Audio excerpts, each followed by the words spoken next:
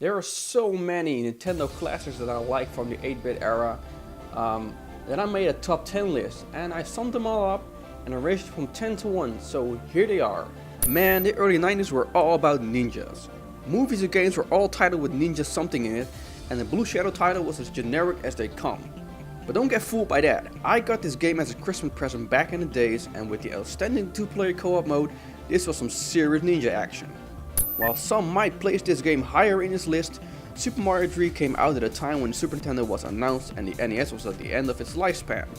Don't get me wrong, this game made impact on me, as it is a great follow-up to Part 2, but seeing early images of Super Mario World got me more excited. Nevertheless, Super Mario Bros. 3 is still a great classic.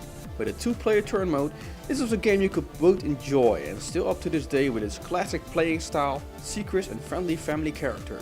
Probotector was the European brother of Contra on the NES. The only things that they swapped were the characters. To be honest, I like the anime style mechs better than the random soldier dudes from Contra. You wanted something that kept you engaged while in co-op? Probotector was that game. With bullets flying over the screen, immediate death coming from everywhere and huge bosses, this was a great game to have if you like sweaty butt cheeks. Dark, gritty, cruel in its gameplay and unforgiving.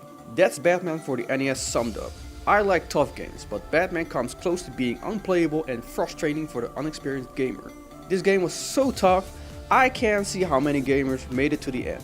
It depended fully on trial and error, so memorizing every enemy and moving object pattern was the key to success. Though Double Dragon 1 set a standard for the Beetle of January, it was a sequel that defined the series. With a 2-player option, more realistic graphics and a hardcore level tuned up, this was a frustrating as well as satisfying game to play in co-op. My younger brother and I would helicopter kick the ass out of everyone in that chopper. Metal Gear was the first in its kind to introduce the stealth genre to a young generation of gamers. With its intriguing storyline about the Cold War and espionage, it was something only for those who could bear such semi-realism. Also, this game was hard as shit and unforgiving. It made full use of the NES, walk out of the screen, go back, here I am again bitch, glitch. A thinking man's game and one that I liked and still do. The NES was all about being a child-friendly game system, but there were some games like Mega Man that just didn't give a shit about being nice. I remember I was like 8 years old when I borrowed this game from my nephew. I waited all weekend to play this, and when I did I was immediately disillusioned. This game just didn't give a rat's ass what your built-up gaming skill was. This was a whole other level of skill set. I will always remember that brilliant soundtrack and that holy shit toughness that made the man I am today.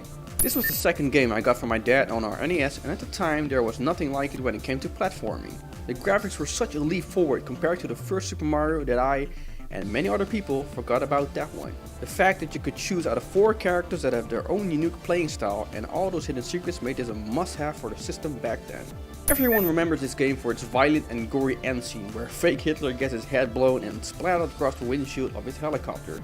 Yes, that was truly amazing, but the rest of the game was constructed with great care, as there was, next to the excellent platforming and shoot aspect, a mild RPG element to it. You could actually choose your path and destination towards the final mission. There is also, next to the platforming aspect, a Top View style intermezzo, which was a nice variation. Ninja Gaiden holds a special place for me.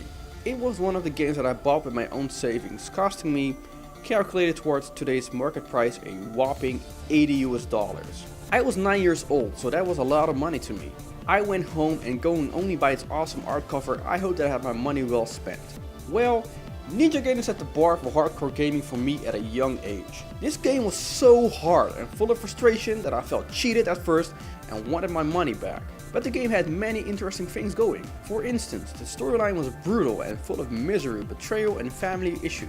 Combined with a great soundtrack and similar gameplay as Mega Man in toughness, I decided to stick with it and I got my money well spent in the end. And there are so many other games that didn't make the list but are still one of my favorites, like Rescue the Embassy Mission, North vs South and Metal Gear Solid 2 for instance. Did you like this video and want more of these? Check out the other videos on my channel which are all gaming related. Other top 10 lists are upcoming, so hit that red button so you won't miss them.